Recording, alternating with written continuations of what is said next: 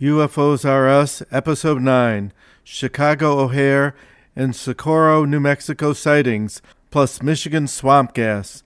I will start with an amazing daylight UFO UAP encounter at Chicago O'Hare Airport on November 7, 2006, at 4:30 p.m., witnessed by pilots and airport workers. This was not a military sighting of tic-tac objects over Navy battleships seen by credible personnel and fighter jet pilots. It was at a public airport and witnessed by many, with a photo identifying the saucer-shaped object. In fact, it was so visible that it disrupted flights at the airport. At around 4:30 p.m., the object was seen above United Airlines Concourse C-17, varying altitude from 1,000 to 1,900 feet. It was first observed by United mechanics at the concourse, and then others, including pilots, preparing to take off, and one witness who was driving into the airport. Several news reports on the 2006 incident include audio from air traffic controllers in the United Ramp Tower with the FAA supervisor about the reports of a flying disc over Gate C-17.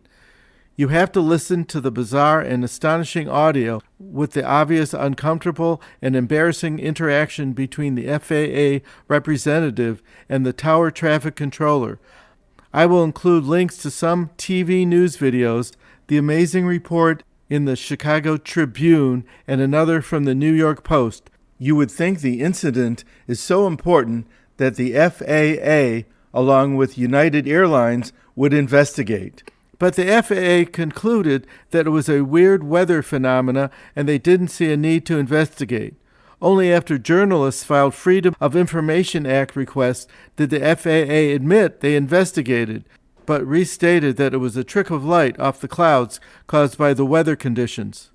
However, one of the Freedom of Information documents revealed that NARCAP, or National Aviation Reporting Center on Anomalous Phenomena, had requested FAA radio communications during the UAP incident.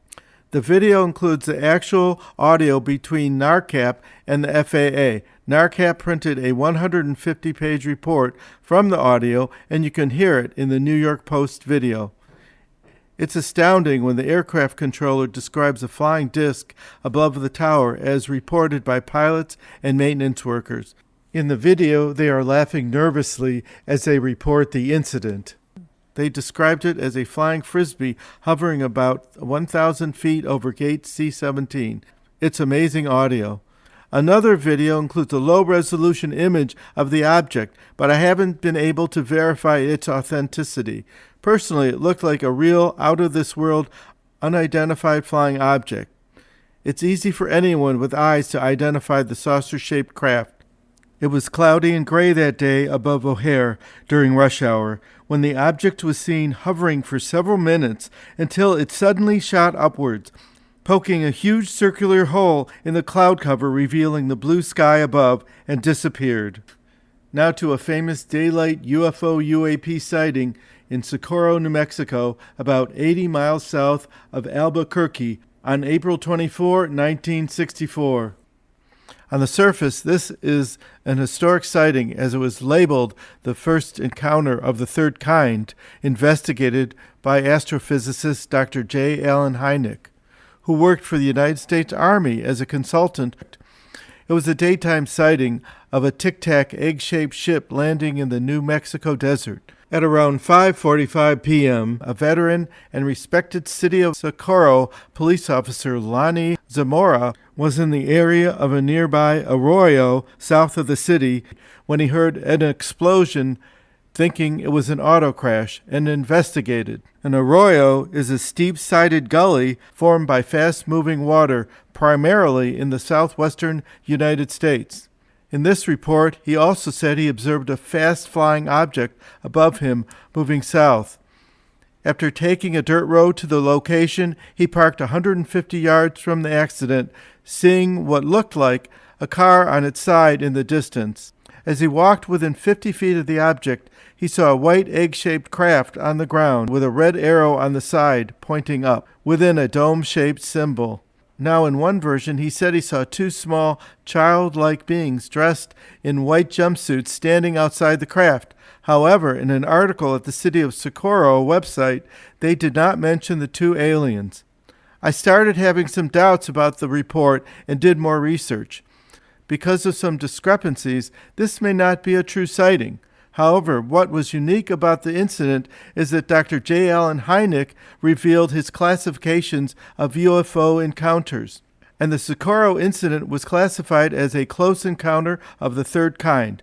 Also, this may be a little-known fact, but when Steven Spielberg produced his famous science fiction movie, Close Encounters of the Third Kind, released in 1977, he hired Dr. Hynek as a consultant.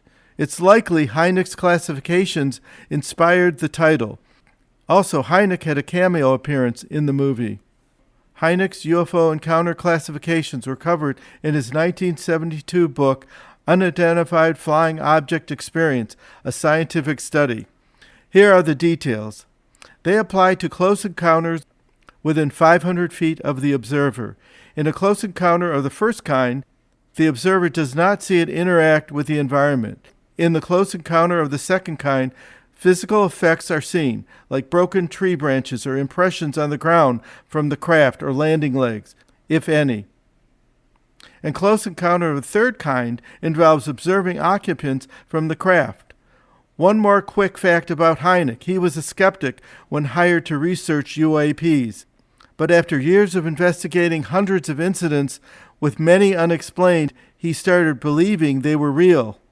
As I stated before, for the truth, we need more specific facts, either leaked or official, with high-resolution images from the Pentagon.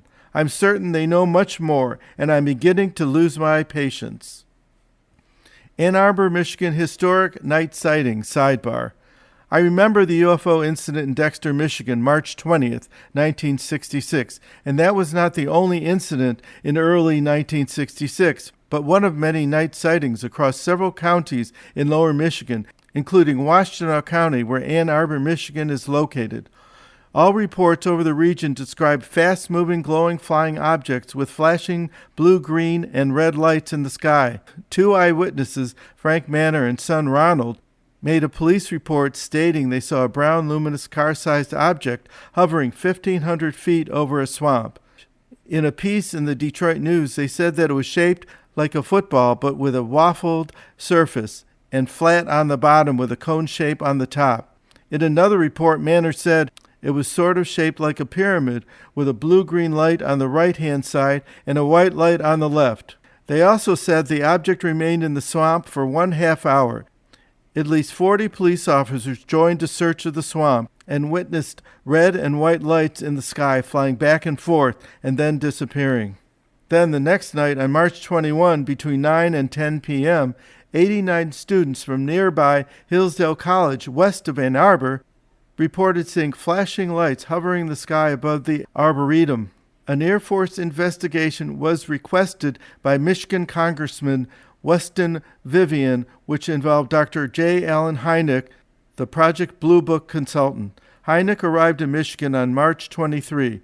His conclusion for the Hillsdale College and Dexter sightings was swamp gas.